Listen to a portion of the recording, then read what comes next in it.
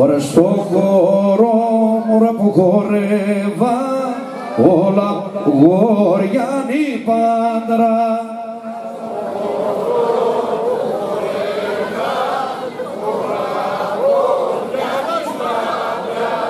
Όλα γοριάνι πάντρα και κορίτσια παρθένα.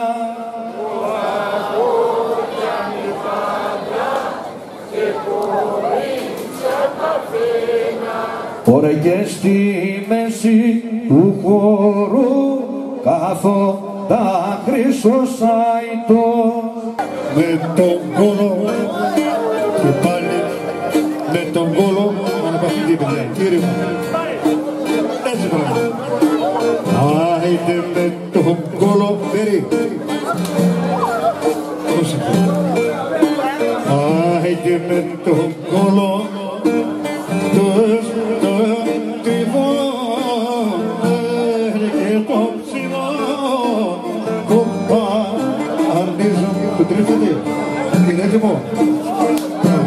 πάμε. Άιντε και σκοθείτε παλικάρια υπηρώτικα μοντάρια. Ποια είναι η σχέση σας με το συγκεκριμένο έθνο σας?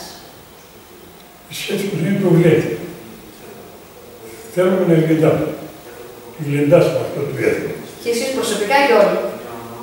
Όλος ο κύκλος, όλοι πράγματι. Γλεντάει. Όλος ο κύκλος. Όλος ο κύκλος. Αυτή η σχέση μου, γιατί κάτι να εισπράξω δεν εισπράξω. Σωστά. Δηλαδή, εισπράξω μόνο την αγάπη από τον κόσμο. Πώς ήταν η πρώτη φορά που συμμετείχατε και τι ηλικία ήσασταν? Το 1976. Όσο χρόνο ήμουν, είμαι το 43 γεννηθής, βρεστάσαμε. Λοιπόν, τότε ξεκίνησαν μπροστάρες. Πρώτος. Έφυγε από τη Νέα Ιωνία, από τον Βόλο, δούλευα εκεί σαν οικοδόμος και έφυγε να έρθω για το πανηγύρι. Να ξεκινήσω. Έχουμε μεγάλο γκάλο προσθέσεις στην κυβέρνηση. Για αυτήν την δουλειά. Ναι. Χορεύετε ακόμη? Ναι. Γιατί? Και να σου πει γιατί. Μ' αρέσει. Να ζωγούν το πανηγύρι, μας πέρασε. Πρέπει σε ζυγικιά από κάτω πλάτανο Παναγία Βοήθεια. Και μετά έπαθε ανθρωπική και πάλι το παλέμω.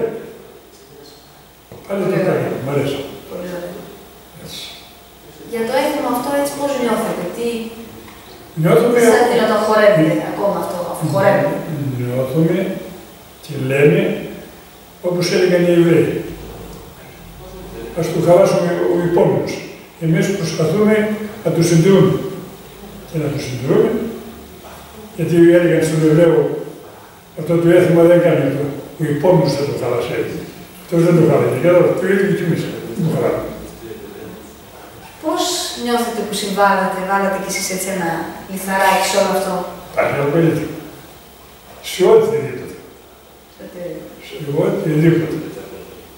Πρόεδρος γονέων και γερών, πρόεδρος του Νηγητικού Συλλόγου. Ήμανε παντού, έμπαινα μέσα για τη μάχη. Ωραία. Πώς νιώθετε που και ο Ηλίας μπήκε σε αυτό και το συνεχίζει και...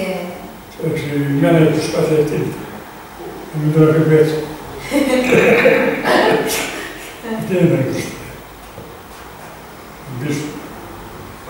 Και στα καρναβάλια κάνουμε και σε όλα. Θέλω άνθρωπο να είναι ενεργός. Άμα μπαίνει μέσα και κοιτάει το ποτήρι, το χαρτί, έτσι, δεν μπορεί να τους πάω.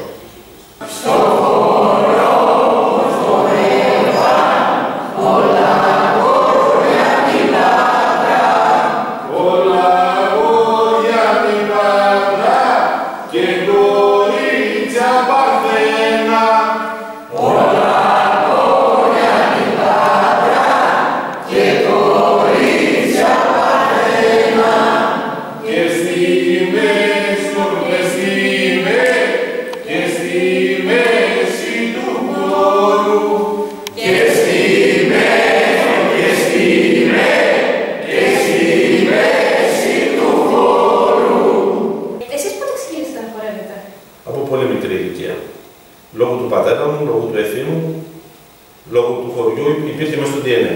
Άρα αποτέλεσε ο οικογενειακός περίγυρος κίνητρο για την ενασχόλησή σας. Πάρα. Θυμάστε την πρώτη φορά την οποία παρακολουθήσατε ή συμμετείχατε? Ήμουν 10 ετών. Στους τελευταίους πάντα, γιατί οι μικρότεροι μπαίνουν προς το τέλος. Κατάλαβα. Τι προετοιμασίες γίνονται στο χωριό κάθε χρόνο για την διεξαγωγή του εθήμου? Οι προετοιμασίες έχουν μια σειρά 3 ημερών, που είναι η προπαραμονή της πολιούχου του χωριού των πραγμάτων της Αγίας Παρασκευής, που είναι 26 Ιουλίου. Συνεχίζει την ίδια μέρα η λιτανία της 26 Ιουλίου και όλοι οι κάτοικοι στις 27 του Αγίου Παντελεήμονου μαζεύονται για να χορέψουν το καγκελάρι, τριβιτό, κύκλες, όπως το θέλει κάποιος. Οι κάτοικοι του χωριού πώς ανταποκρίνονται σε αυτό το έθιμο? Είναι η μεγαλύτερη τους ευκαιρία να ξαναβρεθούν όλοι οι συγγενείς και όλοι οι γνωστοί και όλοι οι γείτονες μέσα στο έτος, γιατί είναι καλοκαίρι. Εσείς πώς αισθάνεστε όταν αναβιώνει αυτό το έθιμο? Υπερήφανος, γιατί είναι από το χωριό μου πρώτα απ' όλα και είναι κάτι το οποίο είναι μέσα μου, στο DNA μου, οπότε μου αρέσει που συνεχίζει.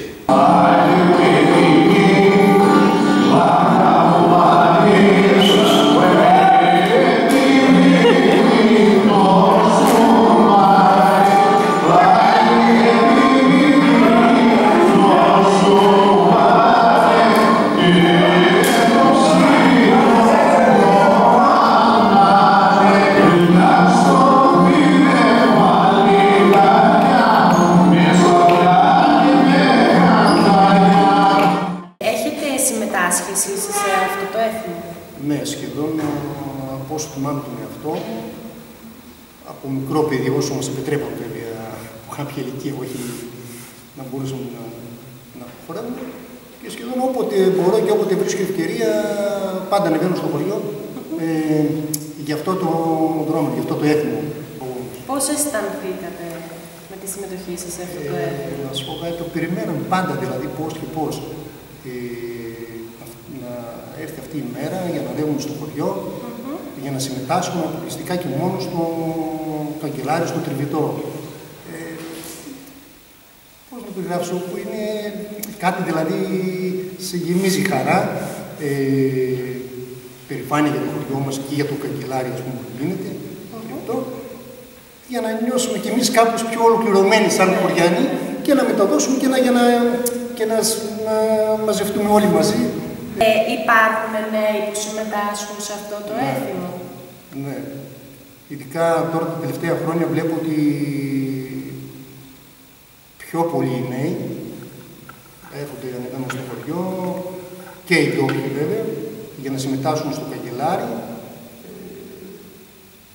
ακολουθώντας τους μεγαλύτερους, όπως ακολουθούσα και εγώ τους πιο μεγάλους, και οι νέοι τώρα και για μας δηλαδή κάνουν το ίδιο για να συμμετάσχουν. Πιστεύετε πως η σύγχρονη ζωή έχει επηρεάσει την επιβίωση αυτού του εθίμου, είτε θετικά είτε αρνητικά? Εγώ μπορώ να το δω θετικά, γιατί πάντα δηλαδή ο τουρισμός σε ένα μέρος ορεινό, που συνήθως ο κόσμος πάει για κάτι παραδοσιακό, θέλει να δει κάτι διαφορετικό, τα έθιμα όταν διατηρούνται, μένουν και συνεχίζουν, πάντα τραβάει τον κόσμο και είναι στα θετικά του. Τι είναι ο χορός για εσάς? Ο χορός είναι μια ευχαρίστηση, καταρχήν και το φαντάζομαι τον άνθρωπο όπως και εμάς και σε μένα. Είναι, σε απελευθερώνει,